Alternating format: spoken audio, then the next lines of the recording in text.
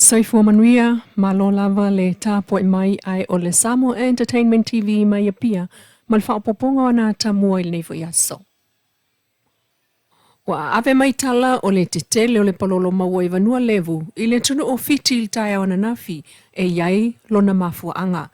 E peo na whaamatala le sunga le whaafengainga o le fōmai o le profesa susunga upolu luma wa ai. O whaia o ngai nei fiti il kolisi whaafaife awal Pasifika, le whaawawa na mōli mawina o le mafia fia o le palolo i fiti, talu, e la tau te le whaataua. E tali tonu fiti, e iele mafua anga male anganga o le palolo, ma e le te tau o na whaataua. Whaatusa i le whainga o lo whaatau ma o ia i le mea lofa mai le atua, o whaatau e lo tātua tunuu. E iei palolo sa maua i le maketi sa monei, le sa o le ta iafe tā la masili atu, ai sa le po iei lau whaipisi nisi tupea, sa o lātou whaatau lava e whaamali e le manaonga. Na toi whaamanatu mai le li fo mai, anga i whanua o le whaatalinga o le palolo, i whaasolo sa sala, o le tāpenanga fo i le nā whaatalinga i whaapitua lava, pei o le ngao singa o le aa, mai le aa o le aoa, ai o le taimi fo i o le masina i a sao.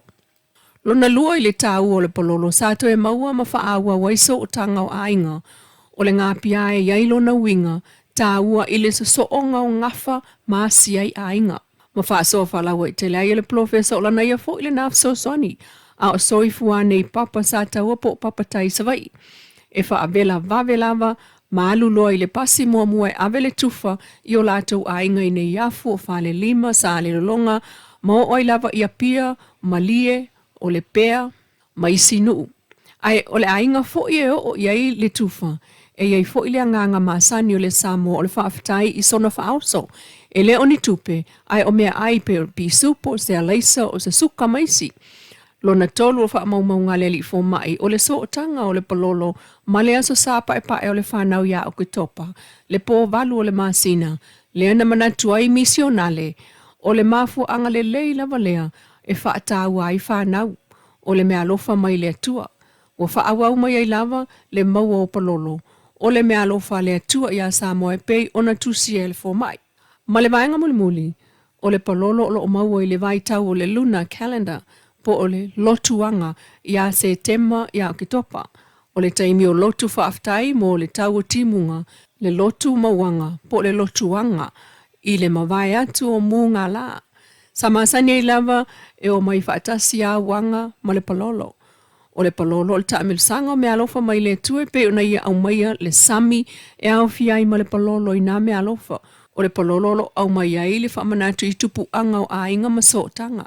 I whaamaumaunga le li fo mai le sunga upolu luma wa ai e tau o na tātou whaawau le mea alofa lea e ala i le pui pui o tātou sami ma vasa. O le motusia ma le whaaititi o le palolo o tātou lava. O le palolo o le mea alofa ua ele ngata o se anga i whanua ai ua talitumina foi lona pa ia i fiti e pei na moli mawina e tau e isi tangata o le tunu o fiti o tau mafa mai atua e iai foi lona nganga whaapei o na tau le lau mei e Samoa o le i asa e le tatau i lava o na whaatau al palolo. Mai o le fasilitele le nā ale li fo mai whaamata e mawhai o na toe alo ia le nanga i whanua i le palolo. Mata e mawhai o na toe whai a singa matufa fua. Wha mata e mawhai e whonoa nuu o na whaia se haiainga e pui pui a mai ai le maua to le palolo. O lo wha mawina fo i le tustala i lana tusi o le matuanga ngana o le luafes fulima. Le solo e le oiloa po aina tusia ai sa ia maua i wha maumaunga lona tama e whapea. Tai o masina atoa, tai o wheetetele, tai o sulu tele, male whana ele ele. Inu mia le ele ele o le vao ua alanga. Pe tate usu noa na o salefu, usu ia motusanga. Le taanga ua te tele, tofu sia la ungafa. I Samoa la vaia, ua talo si ai nei le toe tau le palolo, i le masina fau. Inisi o tala me le whaamsinonga o pālota, o le mta upo e tansile o lo toe mai o le tolu sa atofa le vasol nei. O tua ia i fo i le na tangi, o le whaipule taluai a sa whata tasile a nārani po sini lo na whaia o whaatosina, Ma whaamawina pe ona lipotia le talamua media mo le whaamsinonga. E tolu se fulu tua inga o le whaatosina lea wa talia ne ai le whaipule manu malo o le lai tu malo le fionga seve te ifui mono. Ile lipoti lea mo le whaamsinonga le talamua o tātou whaaliliu sina vaenga o tā ua ia se fulu iwa mōli maua seve e au fiaima le mōli mau mua mua. A muli anga vai lua tau whaolo to whanga. Na ia ta ulfa amsinongo le aso suto lo yuni lu o lo lima na talo ile fono le nu.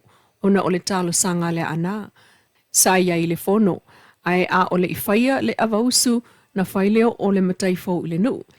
Ma ia tua iai le ave le ana ole lima fetala ile nu o lo to whanga. Le ana tufa le nu ia na komiti e pe ole maftanga tina o tau le lea mamatai. Ma ia tau fo ilfa amsinongo ole tupele na ose amana ia o le langolango le nuu i le 5 tausanga ma ave ai fo ile na ava noa e whaamanatu toa ile ana i tau tua na le palota. Peitai o le tale le fionga fui maono sefo ai nuu o le tupele na o whaalo longa a le nuu. O le mafu anga fo ile na o le o atu le ana i le nuu e whaafitai iai taluele iai se taimi il palemene ina ua whaata ape i le te enai o le talo le tupe. Ma isi fo isa lato mōli mau, na e fo isi sa mōli mau, na va ai sa ave ele anatu pe tangata palota pe fo na mōli mau isa ia Samuelu sa tawa. Ile aingo a fe mata fale malu.